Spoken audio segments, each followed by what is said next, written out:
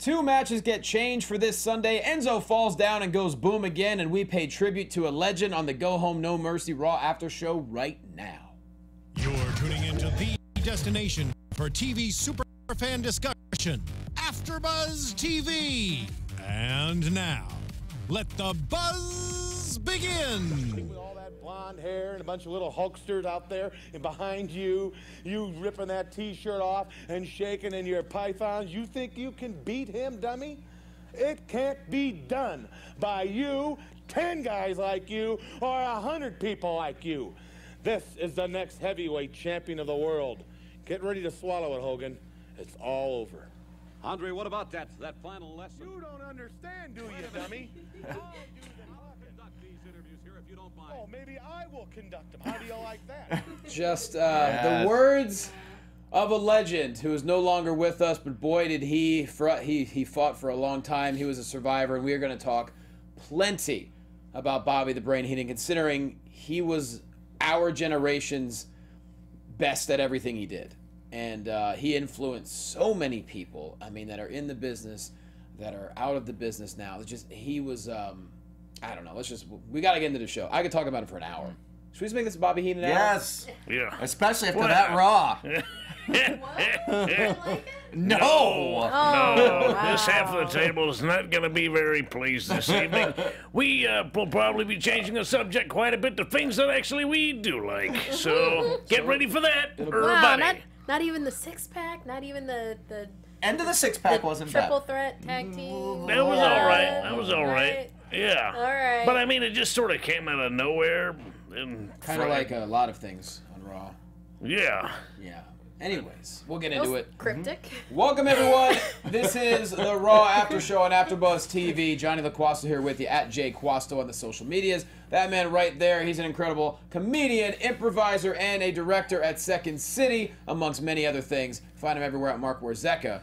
He is Marc Warzecha. Guys, I'm back from Vegas where I was live at Sin City SmackDown. I watched Vince McMahon bleed in front of my very eyes. That was Ooh. crazy. I saw the Mae Nuts. Young Classic Finals, and I was there, Yes! of course, with my friend and yours, Scott Narver, who hosts AfterBuzz SmackDown. Of course. And after the show, we went to, we were in Vegas, but we're geeks, we're dorks, we're not cool people. So we did not Glad gamble. you said it. You didn't Vegas it up. We did not Everybody gamble. Vegases it up. We did not drink. We I did know not you. get weed. I know Scotty. The last thing y'all are going to do in Vegas is be Vegas. We did not go to the strip club. We went to the Pinball Hall of Fame. Of course you did. Oh, of course. And I've we been were- by there so many times. But wow. we were there for hours, and one WWE talent showed up at the Pinball Hall of Fame, and we introduced ourselves and spent some time with this person. Any guesses as to who this would have been? One other dork like Xavier us. Woods, No. Kofi Kingston. Neville. Oh, maybe I'll let chat. Maybe I'll reveal this later in the show. Yeah. And let chat Let have some chat guesses. mull it over. Yeah. Okay. Chat will take some guesses. And I will reveal the correct answer by the end of the show. I think give us a cliffhanger. I Yes. think that's important. Yes, chat room has noticed we are in a different studio today. Isn't it very raw, this studio? As far as the graphic, Exposed brick is very raw. Wrestling coverage. I think the graphic is new. I'm not really sure, but it looks cool. What the hell is that? It's red, so there's What that. the hell is And the that? man who is a bit befuddled right now is a former Hollywood Heritage Champion for Championship Wrestling from Hollywood and has wrestled the world over, as well as on SmackDown, NXT, and Raw, amongst other things. Find him everywhere at True Hobo. He is Yep. the Boxcar Superstar. He's the Hobo. I am Hobo, and Brian Kendrick today tweeted out a promo that I did for his upcoming event, Wrestling Pro Wrestling, this Thursday. Nice. I will be at that show fighting for the inaugural title tournament. All right. So we could possibly win a belt again. Can you bring it in? Yeah, absolutely. If I win, it'll be here. I love it. It'll be here. I've heard good things about the belt itself. And that's this Thursday evening at the Santino Brothers Academy. Yes, and on Twitch. Yeah, for everybody who's not in Southern California, please watch it on Twitch. Wrestling Pro Wrestling. I love it. And you're Nice. part of the tournament. Yes. Okay. One of the eight, All 16. I don't know how many people are in it. I'm gonna beat them. So that's all that matters to me. Coming out on top. Yep. Love it. And the lovely lady next to me who somehow manages to get chat going on her phone every week, which I can't figure out. Maybe because she has a Samsung. I really don't know. See her every single week on Marvel Movie News, as well as on Screen Junkies News. She's at Markeia McCarty because she is Markeia McCarty. Yes, absolutely. There's a silent E in there. And then, watch the Mae Young Classic after show. We have a 3-parter for that, 1, 2, and 3, and it's well worth a watch, especially for the finale. I know Mark's been watching. So, yeah, go ahead and check that out. And also, before we get into the actual episode, Marc Warzecha, we have to mention, this Sunday, after No Mercy, Booker T is having a live, heated conversations at Lucky Strike Lounge right in the center of Hollywood. It's like blocks from where I live, which is super cool. And it's not only going to be Booker T. We got Kurt Angle. Yes. We got Corey Graves. Yes. We got RVD. Yes. We got Goldust. Goldust just added. And did I miss anyone? You didn't miss anyone, but probably another surprise or two. Yeah. I mean, that's enough for you to go. So you happen to be in LA for No Mercy, or just in LA in general, all the proceeds are going to go to those affected by Hurricane Harvey, because Booker obviously is from Houston, and Houston is just, they're devastated right now. And so all of us that are going, we're going to try to help out as best we can by donating the money. And yeah, and I had the chance to go scout this venue before this was booked, and one thing I want to say is if you want to come out, it's like this isn't a huge venue, so you're going to get up close and personal with these guys, and I think it's going to be a really special night for everybody involved. It's a great spot. Lucky Strike Lounge is an awesome place to hang out, and the room that they do it in, I've done comedy shows in there. It is very intimate. Yeah. And so if you buy a ticket, you're going to have an amazing time, and the money's going to go to an amazing cause. So if you're in Los Angeles this Sunday night, you'll see us there. Yeah, so, BookerTLive.com. Absolutely. Yep. BookerTLive.com. Get those tickets. All right, so guys, Monday Night Raw, we already know how Mark and Hobo feel. Sure. Yes, they're not shy, these ones. No, I've been doing this too long to be a wallflower. Yeah, well, Markeia is a little more optimistic, and I'm just excited to hear all three of you just fight about it. So... It starts off, Kurt Angle hits the ring. He's excited for No Mercy, but The Miz interrupts him and says, "You're going into No Mercy without your biggest star." So Kurt says, "Well, I was actually thinking about that. It's going to be a fatal 4-way match. Matt Hardy, Jeff Hardy, Elias Sampson, Jason Jordan." And once again, Miz on fire tonight. Well, you can say one good thing. It's The Miz. Yeah. No, he definitely was firing on all cylinders, pulling no punches. He made it incredibly personal. I was surprised that Kurt Angle himself didn't lash out. I mean, at the mention of fatherhood, it's got to be painful knowing that you really had to leave your son behind and catch up with him later on. So I'm surprised it wasn't a real tender nerve even now that The Miz was yanking on full force. Oh, he was. Oh, he is. He's dancing on that last nerve. You're just waiting for Kurt Angle to just like snap, pop, and crack him on his head. He said a lot of things. He said, you can always count on Kurt Angle to be a deadbeat dad. Yeah. Yikes. Yeah, and that's when Jason Jordan came out. As I believe Corey Graves said, the 1,000-yard stare. And he said, "Look, stop talking about my pops." He didn't say it quite like that. He said Kurt, because they're not close. Trying to make up for lost time. They're not acting like this is, okay from day one. They're trying to pave a road. They're trying to make territory that's never been civilized before. So it's tough. It's not fair of Miz to call him a deadbeat dad. He didn't even know that Jason Jordan was his son, for heaven's sakes. Yeah, that Miz is dastardly. Well, he twisted it in just the right way, but it's The Miz we're talking about. Of course he's going to. He's that good. He's good. Yeah, The Miz. He's bad. He's good at being bad. It's terrible. He's like Bobby Heenan. This segment was maybe the only thing I liked on this entire show. Although it did have some awkward bits in it. Even this had weird moments. But we've been saying this on this show for a long time. We've been essentially saying, tell more of the Kurt Angle, Jason Jordan story.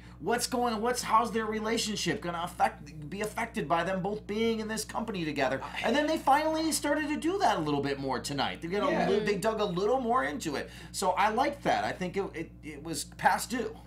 I think they've been laying the foundation, though, slowly, though not really overtly commenting and having them interact. They've been sort of laying the groundwork for favoritism, and it really has, and they were talking about it tonight. It's been a problem. It's the favoritism of Jason Jordan by Kurt Angle, though not necessarily so overt, somewhat covert. It's never been directly addressed by Kurt Angle himself, but he being Kurt Angle keeps giving Jason Jordan opportunity after loss after loss, and it's really starting to sink in on some of the talent that the scales are not so balanced in this organization at this current time. They're not balanced anyway in this organization. I mean, we're talking favoritism. It's never. I mean, it's never for one specific person who's on the outside of things. Usually, it's somebody who's in a position of power attempting to maintain power. It's usually not given by a person of authority to somebody on the outside. And I think that's what people have a problem with more than anything. Sure, they're used to fighting, like, the authority, who were at the top and wanted to stay there at all costs. But now this is Jason Jordan getting pulled up. By his father that wasn't in his life with. Forever. I like it.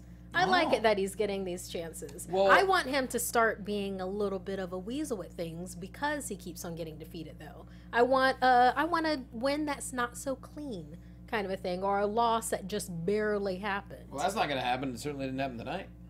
Yeah, that's true. Would that be a fun wrinkle, right? If Jason Jordan starts to cheat to win, and then Kurt has to deal with that? Yeah, and he's like, hey, you can't do that this way. Yeah. You can't. He's like, I won, didn't I? But that's, yeah. Well, also, Miz was like, look, why don't you give my guys the spotlight, Bo Dallas, Curtis Axel? And that's when Jason Jordan makes the request, add him to the match. And that's when Miz says, well, you're as dumb as your dad because that gives you an even lesser chance of becoming the #1 contender. And that's when pretty much Jason Jordan had enough and kind of gets beat up a little bit. Well, kind of, sort of, not really. He beats them up. Well, it's called 50-50. Yeah. Jason Jordan's a powerhouse. I mean, true through and through powerhouse. He could take on 2 men if he so chose, but again, numbers games are not something to be trifled with. If you want to take on 2 guys, 3 guys even, it's not going to work out for you in the long run. Short term, you might get a few shots in, you might be able to take them down a peg or 2, but the longer it goes, the more tired you're going to be, and the more they're going to jump on you and just tear you apart. That is right. But nonetheless, we're going to have a 6-pack challenge later on in the main event. And then backstage after the commercial, Kurt pretty much giving a nice fatherly... Now, Mark, you're a father. Yes. I'm sure you give your infant son pep talks all the time, because let's be honest, he needs to get his act together. Yeah, I mean, yeah, like I mentioned the last couple of weeks, if my kid was this much of a loser every week, you know, I'd have said something before now. Said you're losing every match, every time. You're embarrassing the family. How old is your son again? My daughter is 16 months old. And you're... No, I don't have a son. Oh. I have a daughter. You had a daughter. I mean, that was close. That's all right. That's okay. That's okay. That was close. But yeah, she's still a little wrestler. Yeah, but she can say a couple words. She can understand some things. If she turns out to be a loser like this, I'm going to let her know. She's got to beat Nia Jax within let's give it a couple of months, but your daughter's going to have to beat Nia Jax. Absolutely. That's just how it goes. I believe in her. So your pep talk is a little bit different than what Kurt gave his son tonight. Yeah, Kurt was a lot kinder than I would have been. Yeah. Especially if I had been an Olympic gold medalist. Right. Yeah. Wow, yeah, a little bit of power in your hands would just drive you way out of control. Right. You would disown your kid if you lost one match. Kurt's being gentle. Kurt's being gentle with his son because, like you said, Hobo, they didn't have a lifetime together. So now they're trying to find their relationship with one another right now. And this is the first test of that relationship. Well, although Jason Jordan should be upset that Kurt said that a long time ago that revealing that this was his son was going to be an embarrassment and ruin his career. Jason, he would have every right to be upset about that. He did say that. He did say that about his own child. The wording. Yeah, okay. Yeah. The wording was a little choice. It was a little off. Let's say that. But nonetheless, yes, so Kurt Angle says, look, get out there and prove it tonight. Become the #1 contender. First match of the evening, Nia Jax taking on Alexa Bliss. I loved Alexa during this match. It was very, very cowardly, and it was fun to watch. It didn't last long, and Nia Jax with the Samoan drop destroys her. But It was everything I said it should be last Yeah, week. yeah, it was. I It was. was surprised that she showed up, but she spent the entire match backpedaling. 100% running away. Yeah. Never once did she want to face Nia, because Nia Jax, at the moment's notice, can show that she is the most powerful woman in the company, possibly in the wrestling world today. Sure. Yeah. That's that standing armbar she just picked up Alexa. That was great. That freaked me out a little bit. And especially with her history of hyperextending her elbow. And not just that, Bailey's shoulder injury came at the hands of Nia Jax, and I'm like, oh no, not another one. Hey, Nia's a beast. Yeah, it looked like Alexa wanted to spend most of the time outside of the ring. So I'm like, yes, that is a good place to be. If it wasn't for Sasha, then I think she would have just gotten that count out again. I love Alexa because you can tell she does her homework. Like, she watches old school footage. She'll watch old heels. She'll probably watch Bobby the Brain Heenan. Remember how he used to weasel his way out of things? She does that. And she does the little things that you don't see from a lot of other people. And to be someone as young as she is, that's pretty impressive. She's great. Yeah. I would have. I'm on record of saying I would have rather have seen this be the SummerSlam match, because I love the Nia Jax Evolution electric chair, dump on Alexa a few weeks ago, but rather than the Fatal 4-Way that they're gonna do. But I thought Alexa was really good in this segment tonight. Seeing it now, though, a match between Alexa and Nia, you really have to say the match between Nia and Alexa, for it to end in a finish, would have to be something like Falls Count Anywhere. I guess so, right? Yeah. She's gonna Yeah. otherwise She's she'll just just run gonna away and run. take the count out. Right. Yeah, Right. I think you need to give Alexa something. She needs a weapon. Maybe no DQ. Maybe she can reach under Why the does she ring for deserve a something. weapon? She needs to even it up somehow. If she can't run, What about that lifeguard chair she had a few weeks ago? She could She just beat the sat there. crap out of somebody with that. Just push it over onto Nia I mean, Jax. on her. she's going to have 3 other women now in the title match on Sunday. So that's something. And how the match really finished up tonight was very indicative of how things are going to work out on Sunday. I'll be honest. I liked how Alexa is ruthless and she'll take hold of any opportunity. Yeah. So remember back when what was that? Bad Blood or Extreme Rules? It was one of those where it was her versus Bailey, kendo on a stick match. Kendo on a pole match. Yeah. I kind of want to see Alexa have a kendo stick going after Nia Jax. I want to see it break and then Nia break her. You know? So I want something like that. I want Alexa to feel power where she isn't going to be running. That kendo stick's going to need like thumbtacks or something, because it's not going to go through her suit. I mean, it's not terrible. I don't Well, care at least about her something. suit. It's her hide. Well, that She's Samoan. Yeah. You could shoot her with a tranquilizer dart, and I'm not sure it would pierce the flesh. Oh, stop, Hobo. Just saying. Well, Sasha attacks. She gets bumped off. Bailey makes a triumphant return. All 3 of them knock Nia Jax down. And then as she escapes, Alexa, hey, we're friends again. No. Bailey to belly. They knock her out, and then there you go. So now it becomes a fatal 5-way match, including Emma, who's not on Raw tonight, but she was very active on Twitter. By the way, Mark, we have a match request in chat roll from Montserrat Geraldine. Mark's daughter versus Shayna Baszler. So think about that. Yeah, my daughter could take her. I'm sure she could take her. She'll knock her right out. Out of all of them, Shayna. Sure. The toughest one of all. I know. All right, I gotta toughen my kid up. She's ready for it. So yeah, fatal 5-way match now at Could at least been against Kaylee Ray or something. Give the baby a chance. No, because Kaylee Ray kind of seems like someone would be like, all right, I'll let you get a 2 count. Yeah. She Probably. bad for her. Yeah. I don't understand the addition of Bailey here. Why? You already have a fatal 4-way match. It's already something. Why not have Bailey cross? The only thing I could think of was that it was her hometown tonight, and maybe they wanted that pop of she's coming out in front of the hometown crowd, although she didn't really get an abnormally big pop for it being her hometown. That's the only thing I could think of. But she's definitely added. Like, definitely. They didn't really make a point of making that a moment on the show. Nope. Of Kurt Angle coming out and going, you know what?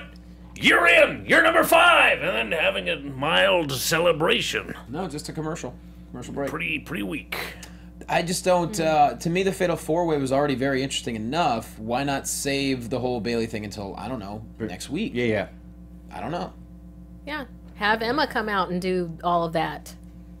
Well, Emma had the night off, so. She sure did. I'm just hoping there's something interesting that's going to come out of this. And I hope the Because match it just gets keeps enough. getting weirder and weirder. Yeah, it does. So I hope that there's it's like, what's a happening? title change or some sort of earth-shaking I know what something. it is. I know what's gonna happen. No mercy. Asuka's gonna come out and it'll be a 6-way. Yep. And then she'll walk out with the women's title. Then the 4 horsewomen will come out. It'll be a 10-way. And it'll be a 10-way. And And then Ronda the will four win the title. horsemen of the MMA will come out. And then it'll be a 14-way. Yeah. Great. I think that's how it's gonna. And the match will be 6 minutes. Yes.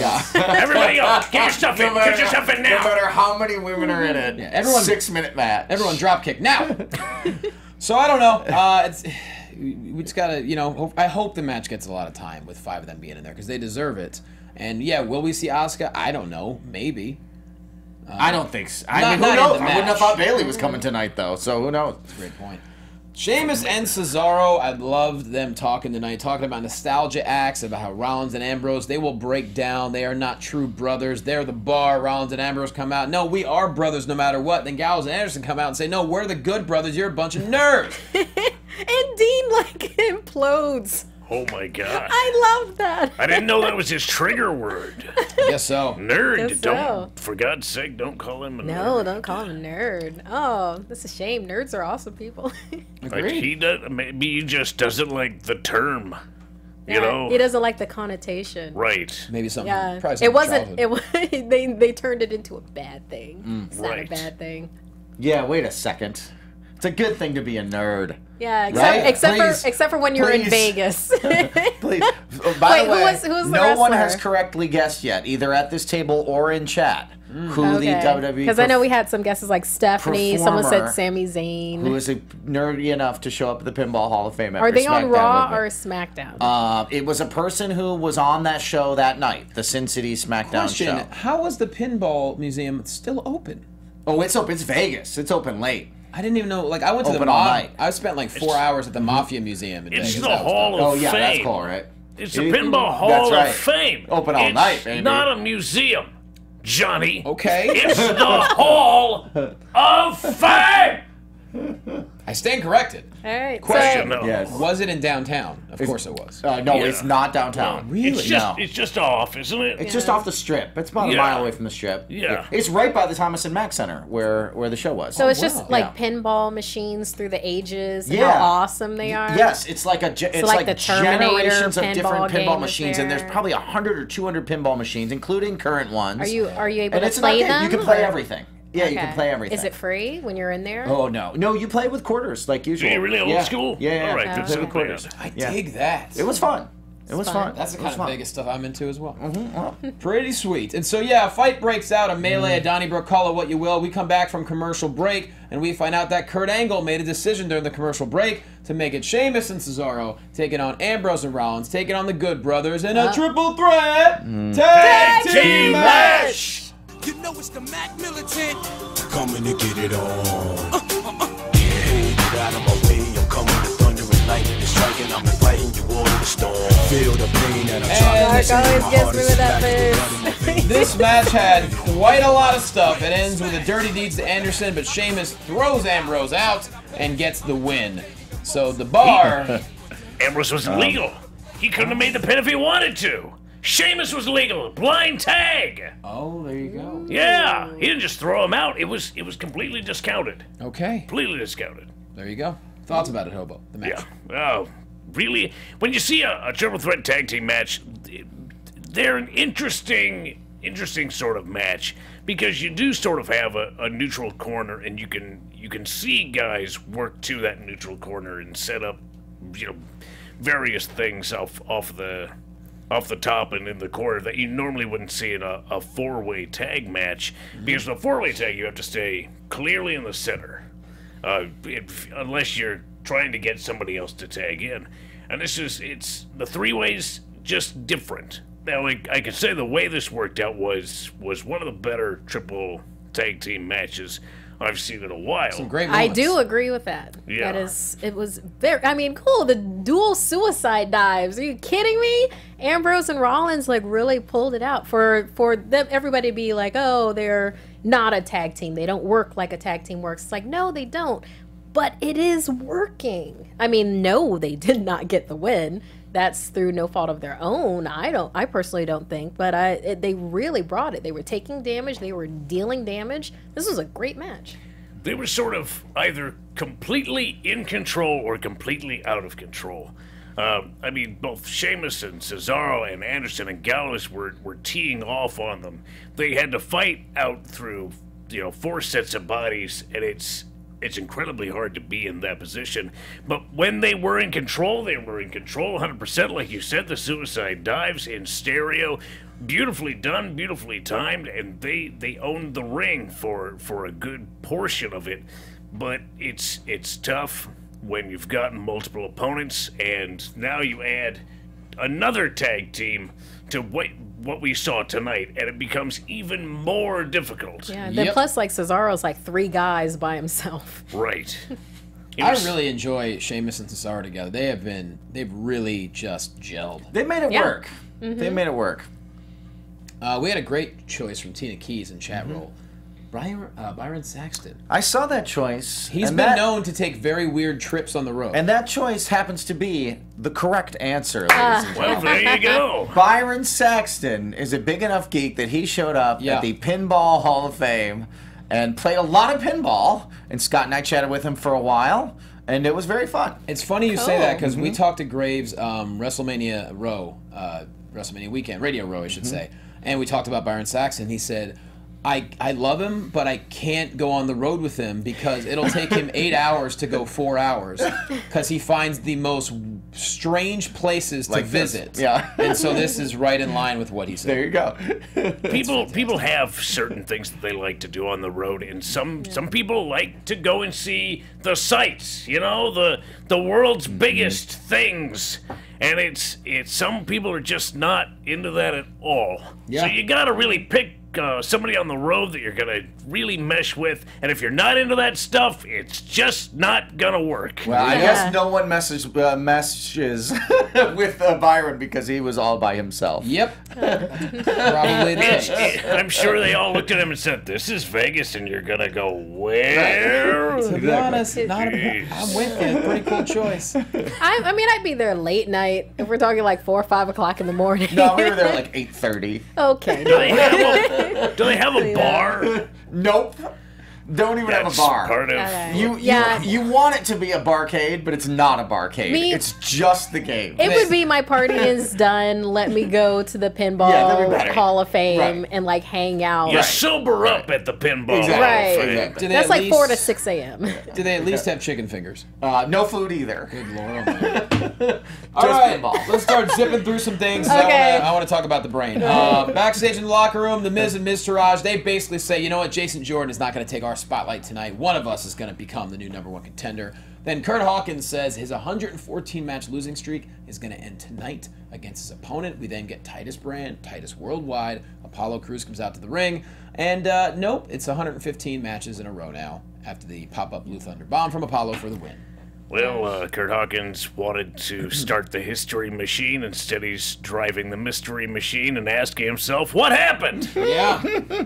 Every like 3 months, Apollo Crews appears in a match. Yeah, and like been a wins, while, and right? I'll think, and I'll go, oh, this must be the beginning of them starting to push him now. And then he just disappears again for a while. He's just gone again. Yeah. So I don't know what it's kind of like the Cheshire Cat. There's that beautiful smile, and then he just fades into the background. I mean, the whole Titus brand is so confusing. It's like Tozawa wins the Cruiserweight title for how many days? And then... He had it for a couple of days. 5 days, 6 days. A couple of days. 6 days. Couple of days. Yeah. Hey, that counts as a win. Win's a win. Yeah. History books, you are... He's Cruiserweight champion. Cruiserweight champion. That there you counts. go. But what is Apollo Crews doing? What do they have him... He's making history. He's beating on some Kurt Hawkins. He's Kurt Hawkins 115th. That's not, I mean, Apollo Crews is such an amazing talent, but it seems to me like there is something missing. There is a piece of this puzzle missing, something to where if he had it, he would be a superstar. I don't know what it is. He has all of the physically gifting attributes. He can fly. He's the size of a truck. He's got a 1,000-watt smile. But there's just something missing. And hey, before he came to WWE, he had a name. People loved him. Yep. Justifiably so. He had a name that was recognizable. Then what's going on here? Does he need to go after Jason Jordan then? What does he need to do? Heel turn? Is that what you're saying? Heel turn? I like his smile so much. I mean, I can't even picture it evil, you know? He's too wholesome. He's too bland or something. To me, he is a smile, and that's it. Yeah. He is happy to be there, and I've said it for a very long time. Apollo Crews is just happy to be here, and being just happy to be here is not enough. Maybe what he needs is to be part of a tag team. We don't have a really good face tag team. Yeah. Maybe him and Jason Jordan could make a good face tag team, for instance. I mean, that could be something that would work. You mean like the Chad Gable, Shelton Benjamin of Raw, in other words? That's essentially what it is. Yeah. All right, moving on. Interview with Brock Lesnar and Braun Strowman essentially at the same time. Lesnar thanks Braun for backing him into a corner, to which he finishes the interview. Good job. Nice, Anthony. Thank you, Tony. Good one, Tony. Tony gets one up. That was perfect. He's a quick learner in the booth. That was perfect. He closes out the interview with Suplex City. B-I-H. That's how he said it. That is exactly how he said it. And exactly. Mr. Strowman said he's going to stomp Suplex City to the ground. I enjoyed this interview. It was cool. This was probably the best way to get both guys in the same place at the same time and actually have them talk to each other, because they can't hit each other.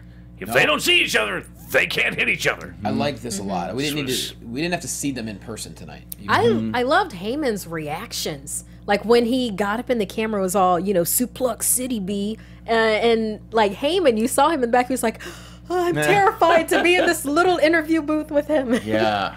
Like, it was great. It was good. And then plus, this is a way for them not to. Does this count? This counts as an appearance? Are they still burning up all of those appearances? I know. Did they record this last week with Brock, so it doesn't count as another date? Exactly. Probably. When's that new contract being signed? Yeah, exactly.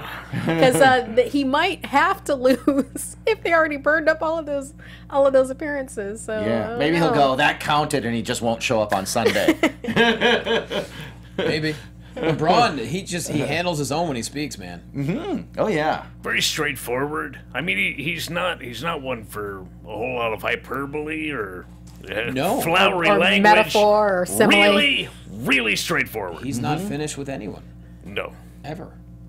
Speaking of which, Roman Reigns. Now, this is the best I think I've seen Roman Reigns. He was I would by agree himself, with that. Right? He was in his I would comfort agree with zone. that. He threw out some stuff. The Alex Riley reference, that's a deep cut. Yeah, deep cut. I don't know the story behind it. There's long-standing rumors. I don't really pay attention to rumors. I don't know if Alex ever addressed it yet, but I think that he has. Maybe. I think that he has in interviews. I mean, some of this stuff, like, they're 4 weeks into these guys cutting these, like, shoot promos on each other, and, like, some of this stuff, 99.9% of the audience is probably like, what did John Cena do to Alex Riley? No, right? Guaranteed. You know what I mean? They're like going, what is happening Most even right people now? are so confused. This is for a very small percentage of the niche market. Yeah. There was a Forbes article that said that WWE is alienating its own audience by doing this sort of promotion for said matches. There's a Forbes article about this? Correct, yes, Forbes. Really? Yeah. Didn't Forbes do an article about Stephanie McMahon before? So, yeah. They're it very makes into sense. this. The Makes business sense. side of it, they're very into it. Yeah. These segments have gotten everybody talking every week. It's really engaging television, this sort of shoot segments. Does it make me want to see the match more? I don't know. I don't think that it has. I still want to see them duke it out. I wanted do. to see the because match to begin with, though. As soon as it got real that first time, it got me interested. I was just like, whoa. All right, just airing all the laundry, or just doing receipts, making the receipts rain. You know, it was just one of those things. And like with this, I thought this was a really good thing that Roman Reigns did. I mean, let's think about how he used to be in the ring, where they would have to overload the ring with other people on mics, and then also have him there, and it was just him in the ring, just him on the mic, and he got the points across. I think his whole point with having John Cena in the 2012? Was it 2012? That went on too long. That could have been cut really short. We got it. The Rock became a movie star and left. His ending thing should have been like, Cena's trying to be a movie star but keeps leaving. See you next week, movie star. You know, too much fat. Cut out some more fat. But I thought this was good. This was great for Roman Reigns. It was good. It was good. I sort of have two issues with it. Okay. The first being that for anybody who casually watches, they are not going to understand half the references that we do. The audience, on the whole, is not like us. They are not tuned into everything that happens off screen. They are not looking up everything that happens on the dirt sheets. They are not that sort of audience. For the majority, they watch what's on screen and that's it. They don't understand what's happening. So for them watching it, they need to be watching it with somebody who's able to dissect it the way that we do and the way that we can to make it make sense. So they're sort of out. Well, Hobo is selling his services, by the way, to come explain wrestling to you. To defend, and believe me, I was the first person that said I didn't enjoy this first interaction they had a few weeks ago. Yeah. To defend the route they're going here is to the casual fan, to a kid, Cena versus Reigns, they're automatically interested. Yep. So by doing this route, you're getting people our age interested. Like, oh, I'm paying attention now. Maybe that's why. Because you already have Cena Reigns, kids are already going to be into it. Or the casual fan, like, oh, okay, maybe I'll check it out. That's my only... Yeah, I could see them approaching it that way, and that does make sense. Secondly, my point for this whole thing is they were trying to steer Roman Reigns away from being The Rock or being associated with The Rock, and now he... tonight went full I am The Rock because he beat you and I'm going to beat you. And more than that, he's saying he is John Cena when John Cena is now The Rock. And everybody loves The Rock. It's very muddled. It's muddled, it's, who are you? What are you doing? He's going to beat John Cena and become The Rock or John Cena. Why don't you just be you, man? Why don't you just be you? I think that's what we're trying to figure out. Yeah. Yeah, so either way, I thought it was a cool thing to lead into, you know, without any kind of physical... I liked how the two big matches had no altercations. I do too. In person. Yeah, I do too. Didn't need it. The Hardys... Go ahead. Yeah, it was a different way to go about it, and it was excellently done. Hardys are backstage, real simple. Tonight in the six-pack challenge, may the best brother win. And, you know, that's another couple of good brothers. And speaking of good brothers, there's also a good doctor. Nice segue. A new medical drama is coming to ABC on Monday nights this fall called The Good Doctor. It's a story of a young man with autism and savant syndrome named Sean Murphy who becomes a surgical resident at a prestigious hospital. This young doctor has genius-level skills and is capable of seeing things in a way that no one else can. Alone in the world and unable to personally connect with those around him, Sean will use his remarkable medical gifts to save lives and challenge the skepticism of his colleagues. The character's unique medical condition adds a new dimension to the genre, and it comes from producing team of David Shore, who's the man behind House, as well as Daniel Day Kim, who previously starred on Lost. Ooh, Daniel Day Kim. Love diversity. Handsome guy. The series stars Freddie Highmore from Bates Motel as Sean Murphy, Richard Schiff from The West Wing, and Hill Harper from CSI and Homeland to round out a very diverse and exceptional cast. There you go, diversity, Markeia. Yeah. Bam. It's one of the most anticipated series of the new fall season. The Good Doctor premieres tonight on ABC with new episodes Mondays at 10, 9 Central after Dancing with Les Stars. The Good Doctor. Get into it. Starring Luke Gallows and Carl Anderson. Right? The Good Doctors. And also Big E's eggs in a jar. Oh, Remember that? Yep. Yeah. Good. Yeah. I had forgotten it, and I'm glad I had forgotten that. Sorry to bring that back up for you. Yeah. Note I said eggs. So Bray Wyatt versus Dustin Rhodes. I can't get enough of Goldust or Dustin Rhodes. This match was really cool. Dustin was in charge for most of it. He looks good. Oh, yeah. Yeah, he was almost zaddy territory. Pretty crazy. But he runs right into his sister Abigail. But either way, very interesting twist with Dustin Rhodes and this was the only match I cared about all night. That's how I felt too. So I come on, I'm like, oh wow, oh they're doing it, oh cool, man. That's how I felt too. Yeah. I didn't want to feel that way, but it's yeah.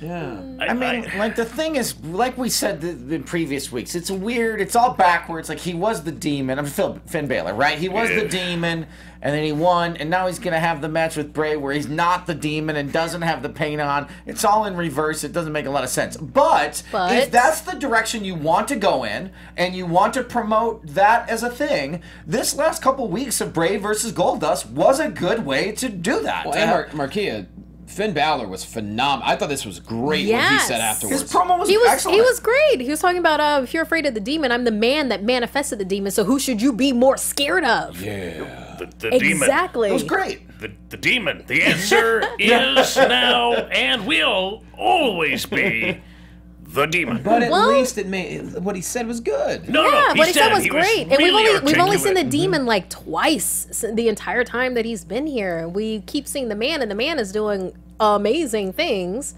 So I'm okay with seeing the man beat some Bray Wyatt.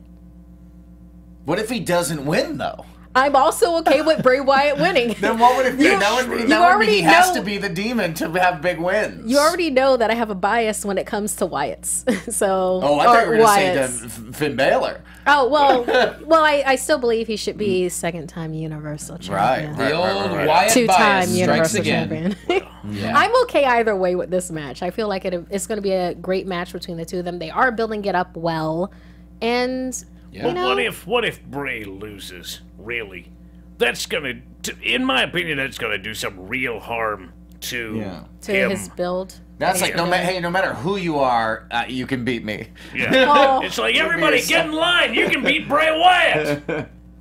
It's a pretty. That's actually going to be the pretty new low fan, bar. That'll be the new fan experience. I think what they could have done here is that Bray Wyatt could have then, did magic voodoo mind control stuff onto Goldust or Dusty. I think that could have worked out here, and that was a missed opportunity. There's still time for Dustin Rhodes to become a demon possessed by the spirit of Bray Wyatt. If anyone could pull it off, he could. He definitely could, right? He's supposed to be a cult leader, right? He should be possessing people every now and then. Hey, party on.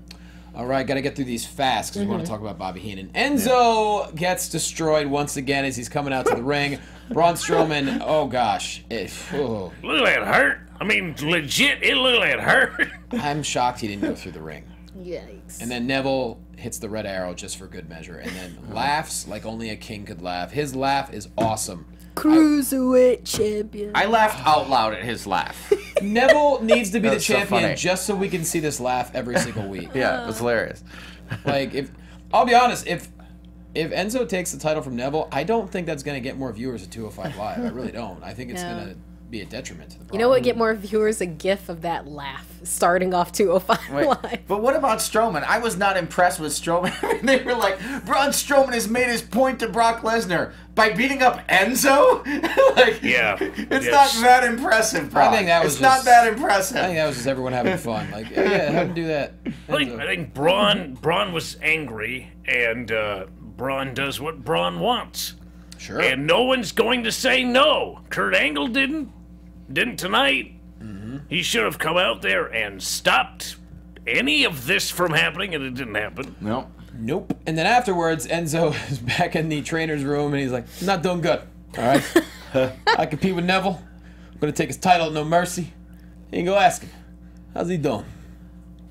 There you go. There you go. Yeah, so he's not dead. Nope. So I think that- Enzo has a chance. I think he's going to win. does. If he plays a defensive game and he lets Neville flip himself out, so to speak, I think he actually has a halfway decent chance of winning. I think he's going to win. I think he could win, and then he'll lose it at the Raw after No Right. Mercy. He'll lose the next night. I'm with Graves. He shouldn't even have a snowball's chance in Hades to win this match. They do weird things sometimes where they like squash a guy and you'll be like, there's no way he could win. Then they win. And then they have a big win the I next just time. think, first off, Neville losing the title the first time bothered me because he is purely, He's so dominant, and he's so good, and the characters, he's become must-see. He really is, in my opinion. And I love Tozawa. Yeah, love him. I thought that was a good win, though. It was a good win. It was a surprise, and it was solid, and it was clean. I still would have liked it to be more of a build-up. So this whole Enzo thing, nah, man.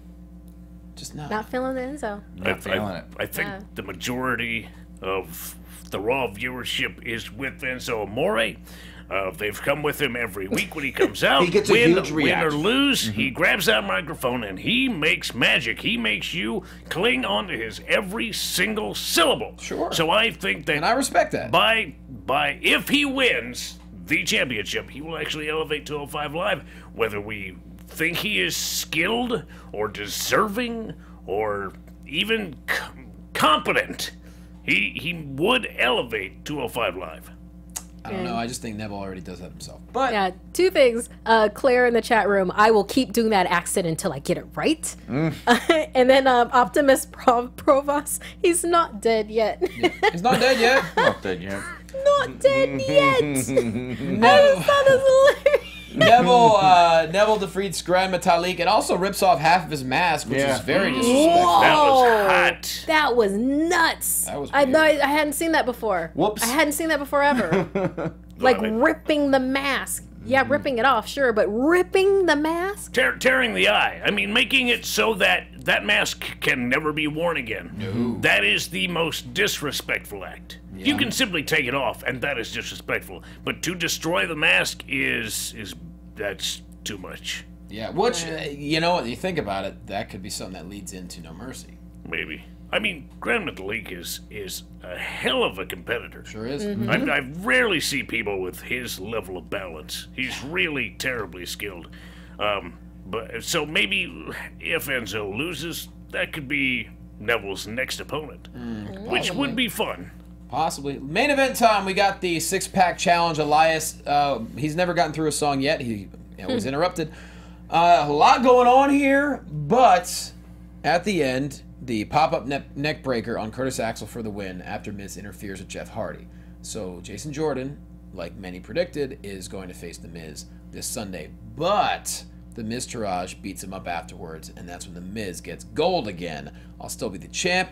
Kurt Angle will still be a terrible father, and you'll still be a bastard. It's like, whoa. And then just flipped the mic at him.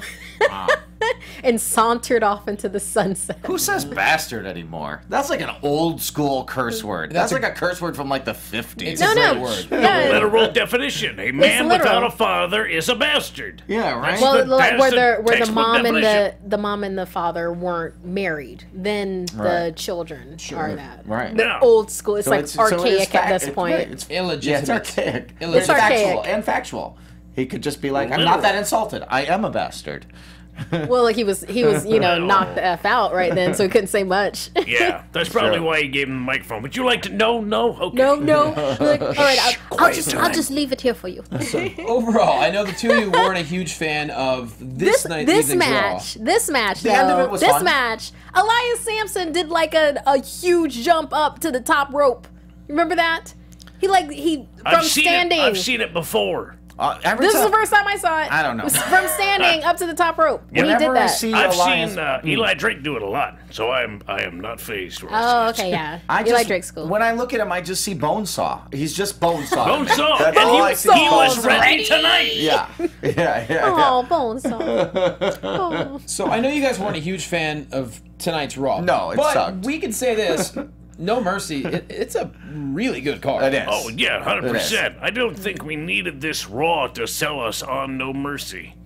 And if I we think it did, it was not successful. I was already sold. I Yeah. don't think it helped sell anything. I think last week's Raw should be the go home because I was like, oh, I'm ready for No Mercy after tonight. And tonight I'm like, oh, well, it's okay.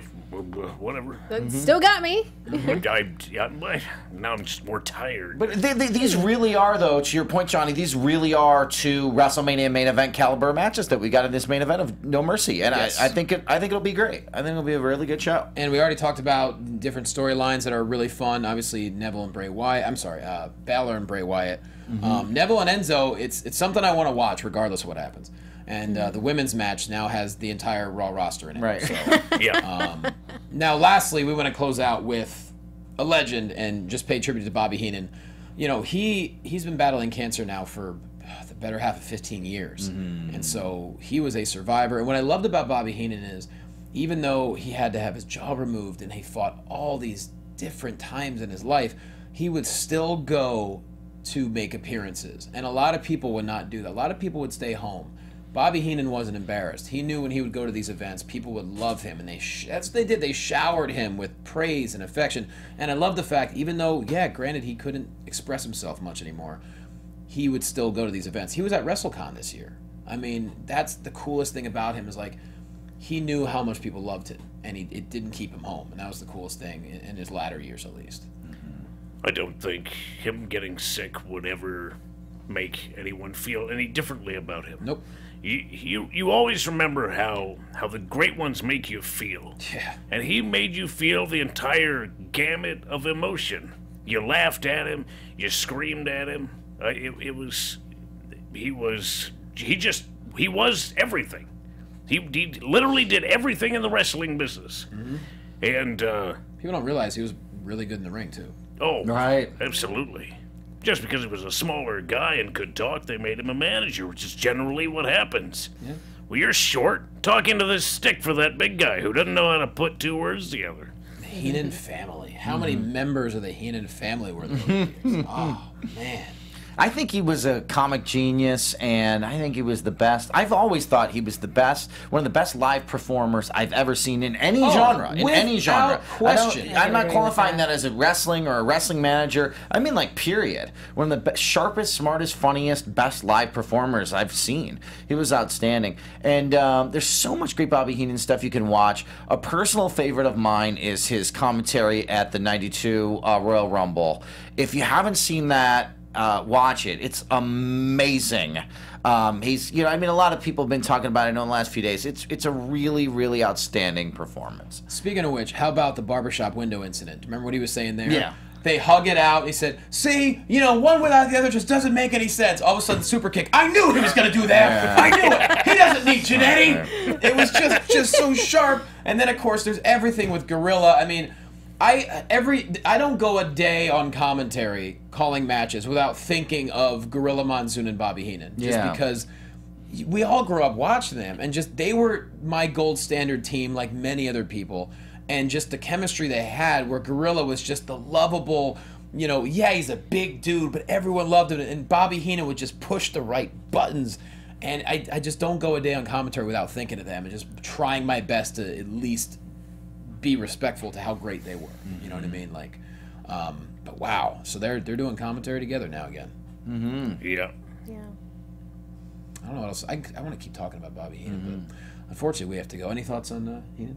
No, I think y'all said it all. Yeah. Yeah. I'm going to have to catch that '92 Royal Rumble because I missed it the first time around. Oh, I can only guarantee there's going to have to be another Heenan special or something on the network, right? Yeah, they're going do to. Something. They'll have to. Please. Gotta do something. Give us an hour-long Bobby Heenan I don't care what's on it. I want to watch it. That's my request. So, all right, guys, thank you for watching the Raw After Show. Of course, no mercies in LA this week. Don't know how many of us are going to be there, but we might. Mark, put yourself over. Well, you know what I want to put over one more time is go to BookerTLive.com. All the proceeds are going to hurricane relief. If you're in LA, it's this Sunday night after No Mercy at the Lucky Strike at Hollywood and Highland. Join us if you can. There we go. Hobo. At Sure Hobo on Twitter. I'll do the NXT After Show on Wednesday, right after NXT airs live. Again, Wrestling Pro Wrestling, Brian Kendrick's Wrestling Pro Wrestling on Thursday. Watch it on Twitch TV live as it airs. That begins at 8 p.m. West Coast time. So adjust for wherever the hell you are. There you go. Markeia McCarty.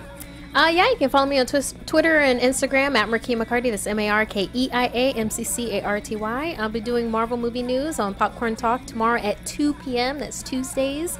And yeah, go ahead and take a look at the Mae Young Classic.